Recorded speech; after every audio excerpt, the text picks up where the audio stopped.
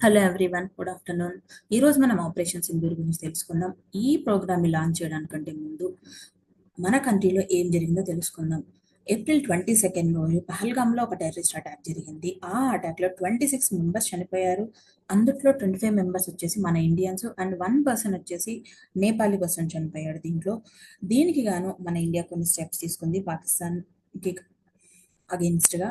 వాటిల్లో ఏంటంటే Indus water ట్రీటీని cancel చేయడం అండ్ డిప్లొమాటిక్ టైమ్స్ కూడా క్యాన్సిల్ చేసింది.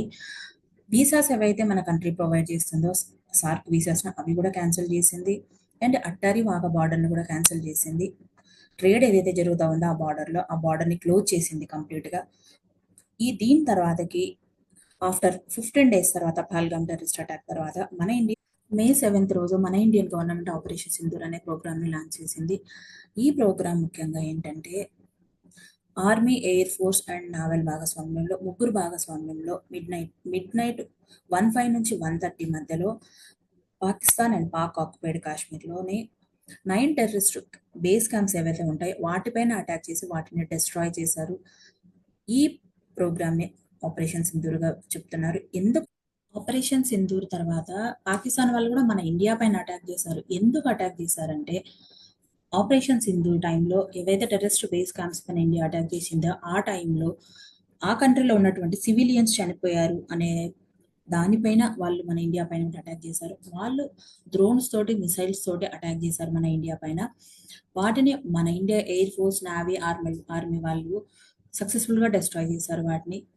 ఈ ఆపరేషన్ సింధూర్ 3 days కంటిన్యూ అయింది ఇండియా పాకిస్తాన్ మధ్యలో. దీని తర్వాత ఇండియా పాకిస్తాన్ ఒక అగ్రిమెంట్ చేసుకుంది, సీజ్ ఫైర్ అగ్రిమెంట్ ఏంటంటే ఇరువైపుల నుంచి కాల్పుల విరమణ ఒప్పందం. ఈ ఒప్పందానికి మీడియేటర్గా యుఎస్ ప్రెసిడెంట్ డొనాల్డ్ ట్రంప్ గారు ఉన్నారని తెలుస్తుంది. వీళ్ళు ఈ వార్ గురించి ఎలాంటి సైడ్ తీసుకోవట్లేదు, అంటే వాళ్ళు కాన్స్టెంట్ గా ఉన్నారు. వీళ్ళు సీజ్ ఫైర్ అగ్రిమెంట్ అమల్లోకి వచ్చిన తర్వాత చైనా మినిస్ట్రీ వాళ్ళు ఒక ఇంపార్టెంట్ నోటీస్ రిలీజ్ చేశారు. అదేంటంటే మేము ఎప్పుడు కూడా పాకిస్తాన్కి సపోర్ట్ చేస్తామని చెప్తున్నారు. ఇండియా పాకిస్తాన్ మధ్యలో ఏ చిన్న ఇష్యూ వచ్చినా కూడా వీళ్ళు పాకిస్తాన్కి సపోర్ట్ చేయాలని చూస్తారు. ఎందుకు అనంటే మన ఇండియా ఇప్పుడు సౌత్ ఏషియన్ రీజియన్లో బాగా గ్రో అవుతా ఉంది కంట్రీ. దానికి మన ఇండియాలో గవర్నమెంట్ స్ట్రాంగ్గా ఉంది. మన ఇండియా కనుక ఈ సౌత్ ఏషియా రీజియన్లో గ్రో అయ్యి పవర్ఫుల్గా అయితే చైనా వాళ్ళు వెనకబడిపోతారని వాళ్ళ ఒక టెన్షన్.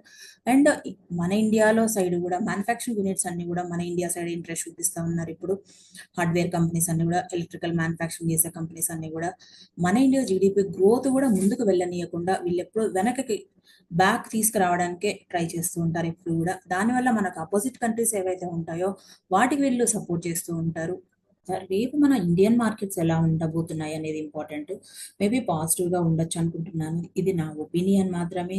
దీనికి మన ఇండియాలో ఉన్నటువంటి పాజిటివ్ కండిషన్స్ ఏవైతే ఉన్నాయో ఇప్పుడు చూద్దాం. లాస్ట్ 19 days నుంచి ఎఫ్ఐఐస్ వాళ్ళు కూడా ఇన్వెస్ట్మెంట్ పెడతా ఉన్నారు మన ఇండియాలో.